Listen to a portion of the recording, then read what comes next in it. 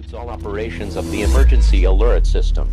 All stations may now resume regular programming. For expanding its sphere of influence, on infiltration instead of invasion, on subversion instead of elections, on intimidation instead of free choice, by a monolithic and ruthless conspiracy. Okay, so it's Friday when I'm recording this, and China declared this morning that it was stopping all dialogue with the US on major issues such as climate change or military relations. Yes, the escalation continues, and when looking through history, we are able to examine the slow walk towards war. We may be able to apply the same logic to our current situation. Although, we have to attempt to foresee future events, which means we will get some things wrong. However, there are clear signs that we are walking right into a major global conflict. When you are looking into World War I and World War II, major emphasis is placed upon various moves and decisions that directly led to the confrontation. Now, when historians and civilians alike look back upon World War III, they will read about incidents like this. So, the US Senate overwhelmingly voted to add Sweden and Finland to NATO. As far as I understand it, 30 nations have to vote to allow it, but 20 already have. With the US on board, I would assume the ones that haven't yet voted will vote and move to expand NATO. Well, you may remember on this channel, I talked about this story when it first came out back in May. Russia threatens nukes for US, UK, and Finland if NATO expands. And I quote, "If the United States threatens our state, it's good. Here's a Sarmat for you. And there will be nuclear ashes from you, if you think that Russia should not exist. And Finland says that they are one with the US. Well, get in line. Ah yes, a Sarmat missile for you, a Sarmat missile for you, a Sarmat missile for everybody. Awesome." So the Satan II is a ballistic missile capable of carrying 10 to 15 nuclear warheads, with an estimated destructive power of 3 megatons each. On top of that, as we expected, due to the alliance between Russia, China, and Iran, well, Russia has vowed to fight with China in the Pacific theater. A top Russian senator has pledged his country's support if China goes to war over Taiwan, sparking fears of a massive escalation and World War III. He said, and I quote, "There are no grounds to refuse to help China." Now, the thing that really gets me is the fact that the political establishment is deliberately making our military weak right now. We are facing war on the Eastern Front. I mean, no one is buying this proxy war BS with Ukraine, and Russia isn't either. They are looking at it as if they are at war with the US, cause, I hate to break it to you, but they are. However, now, we're also facing war in the Pacific theater, and the US establishment guts our military, sells land next to a US military base to China, and directly escalates both tensions and vote to expand their military foothold, knowing damn well that it was a red line in the sand. They want this war to happen. We'll come back to this, I'm getting off track. Let's find out what's going on with Taiwan by reading a bit of a Zero Hedge article. I'll have the footage of the military exercises playing in the background. And I quote, "China has kicked off its latest round of war drills Thursday aimed at encircling and pressuring Taiwan in the wake of Nancy Pelosi's visit to the self-ruled island. According to China's People's Daily, this has included hundreds of fighter jets to enter airspace off the northern, southwestern, and southeastern airspaces of the island. At a moment, Taiwan's defense forces are on a heightened state of alert. On Wednesday, some half a dozen jets were reported as having breached the median line separating the Taiwan Strait. Beijing is promising, in essence, that this is only the beginning." And, more alarming, China launched a series of ballistic missiles into waters off Taiwan, with some having flown over the island. And I quote again, "Taiwan has confirmed that mainland China launched 11 Dongfeng series missiles into waters north, south, and east of the island. And actually, some of those missiles landed within Taiwan's territory, and some are considering this an act of war. So, we shall see what comes next."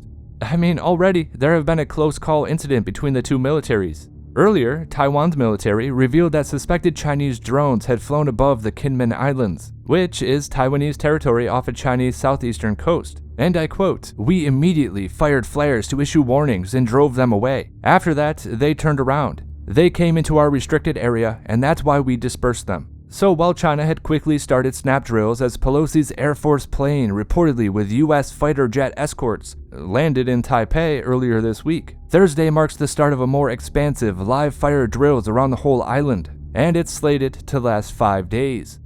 Meanwhile, China is furious over a prior day Group of Seven, the G7 statement condemning its military drills. The G7 warned Beijing not to use Pelosi's visit as a pretext for aggressive military activity in the Taiwan Strait. And well, they did not listen, did they? In protest, China's foreign minister has within the last hours canceled what was to be a face-to-face summit with the Japanese counterpart. At the same time, increased cyber attacks are being reported against Taiwan government websites. Taipei has not directly blamed the attack on the Chinese government, but has said that the attacks on government websites, which, by the way, paralyzed the site's operations, originated from addresses in China and Russia. It also said the firms whose displays were changed had used Chinese software that could have contained backdoors or Trojan horse malware. Yeah, the software from the Chinese government definitely has backdoors or malware on them. Probably both. 100%. I mean, of course. And I say software from the Chinese government because every corporation in operation there acts as a de facto arm of the Communist Party. Fellow citizens of the world, we are APT 27. Recently, we have noticed that Nancy Pelosi visited Taiwan despite the opposition and warnings of China and Taiwan compatriots. Taiwan has been China's territory since ancient times. In order to oppose the provocation, we will carry out a special cyber operation against Taiwan. The target of the attack includes the Taiwan government and all infrastructure. Let's wait and see. I wish you good luck. Okay, so maybe you can help me out here. What do you think is going to happen? So China has Taiwan surrounded, firing ballistic missiles through their airspace, effectively creating a blockade. No ships, no planes, nothing is going in or out of the area right now. Now, could it be a warm-up? But why would they telegraph their strategy? Do you think that the military experts already know their strategy, so it doesn't really matter? Could they just sit there over a 5-day period, maybe even extending their drills, and shut Taiwan down completely? I mean, if you look at the photo on the screen, they could even make land from their positions if they choose to do so. Last week, we talked about how the domestic economic issues that China is facing right now, well, it makes an international conflict more likely. Just as a way to portray strength. At least, that's what the current hypothesis is. The aggressive military drills are expected to end on Sunday, but again, we shall see. Now, as far as I understand it, through our alliances in the region, places like Malaysia, Indonesia, and Singapore, for example, while they offer us a strategic advantage, we kind of have China landlocked, and through our allies, we can shut off their access to the sea, which is exactly why Taiwan is a strategic piece for China. Through occupying Taiwan, they would re-establish some positioning. However, is it even possible for China to invade and hold Taiwan? Well, let's check out what Peter Succio says.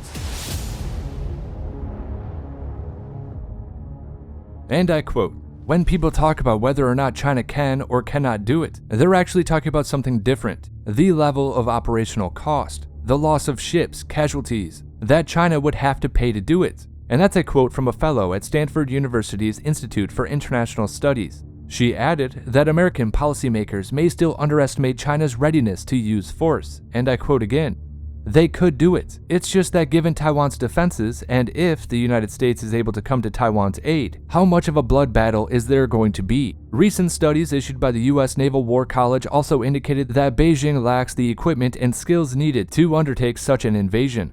That includes the amphibious transports that would be needed to deliver tanks and other vehicles. While there have been training exercises conducted using car ferries, most experts agree that such a slow, lumbering vessel could make for tempting targets for Taiwan's anti-ship missiles. Another recent study, this one from the Atlantic Council, also reported that Taipei has a potential defensive force of 450,000 troops, and that is without any civilian militias that could likely be quickly organized. Using the traditional 3-to-1 ratio of attackers to defenders, which is taught at war colleges, as a way to illustrate how to successfully mount an invasion. Well, if we use that ratio, China would need more than 1.2 million troops to do so. And again, its active force consists of just over 2 million, which wouldn't leave many reserves. It is unclear how many men would need to be maintained as a permanent force on the island to maintain control of Taiwan. Likewise, it would require thousands of ships, and have to cross the 80-mile strait.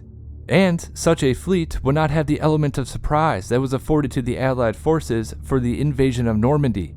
China would have to open its attack with an air campaign, which would likely devastate the infrastructure and alert Taipei that the invasion began. China would also need to seize air bases and airports very, very quickly. But even landing the forces wouldn't be so easy. The entire western side of the main island is crisscrossed with rivers and canals. There are few beaches suitable for amphibious landings. And then there is the fact that Taiwan isn't just a single island. There are more than 100 islands, including those in Matsu and Kinmen Chain, just off the coast of mainland China.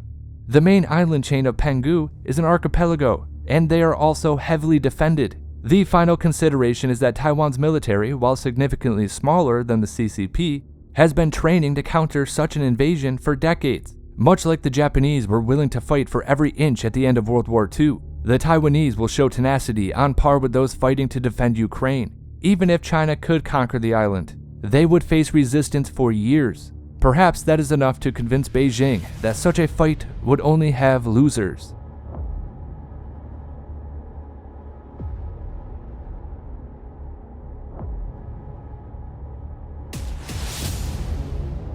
Now, with that in mind, I do think that one of the biggest predictors of war is when nations decide to screw with the liberal world order.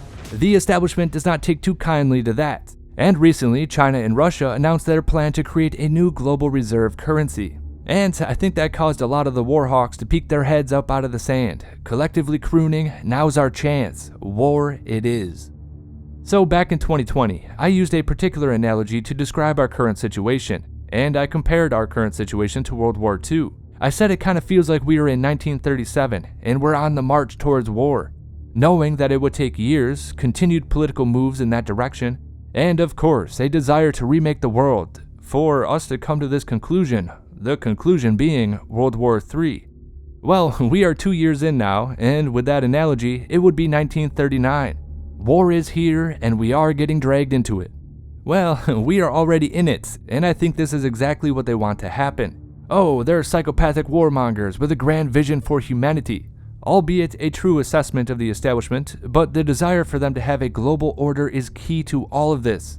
You cannot have Russia, China, and Iran dominating militarily, simultaneously with a growing new global reserve via their BRICS system. They cannot have two systems. They need to have one. It is the core tenet to their political ideology, their ideal globalism, their Agenda 2030 initiatives, and the Great Reset. A global order. Well, BRICS is an acronym for Brazil, Russia, India, China, and South Africa. Goldman Sachs economist Jim O'Neill coined the term BRIC, claiming that by 2050, the 4 BRIC economies would come to dominate the global economy. Now, it is interesting that they all use the same target dates for their initiatives. They are all obsessed with 2030 and the year 2050. Agenda 2030 is the target date to get the framework for their new carbon-based economy set up. The full smart grid, megacity, technocratic state is slated to be finished by 2050.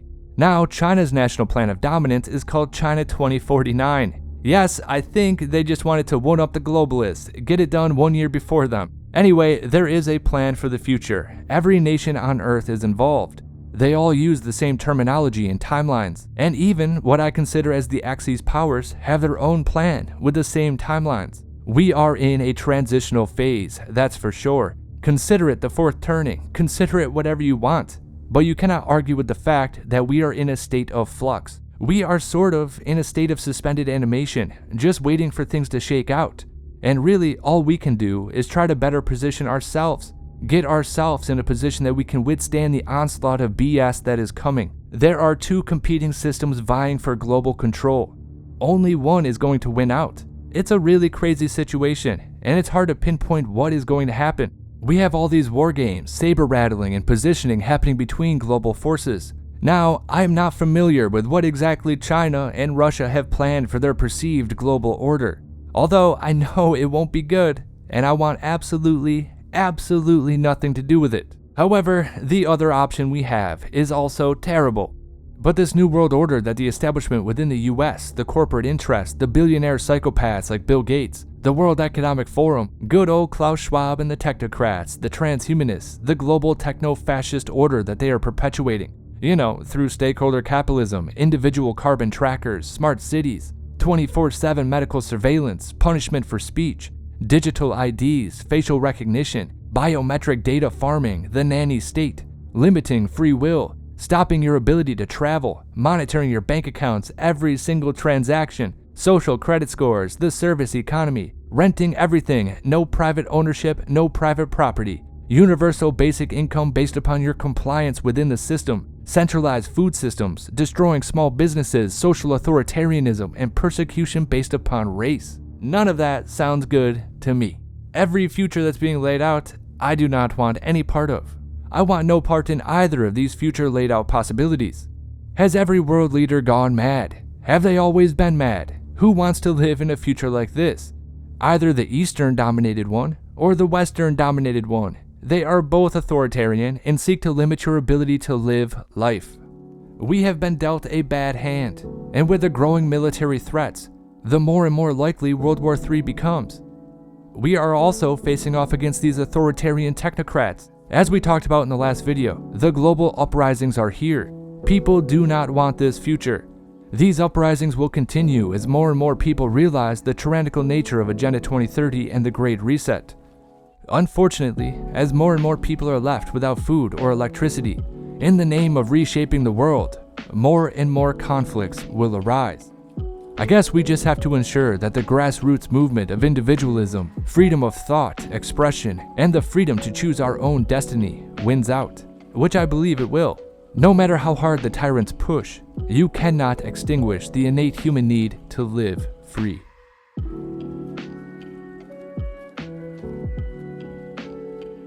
Once again, this is HelioWave. If you like the content, like, comment, and subscribe.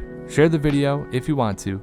If you're in a position to, consider subscribing on Locals or Subscribestar. Just make sure you disobey those true fascistas, the war hawks, and the technocrats. But of course, I do hope you have a good night.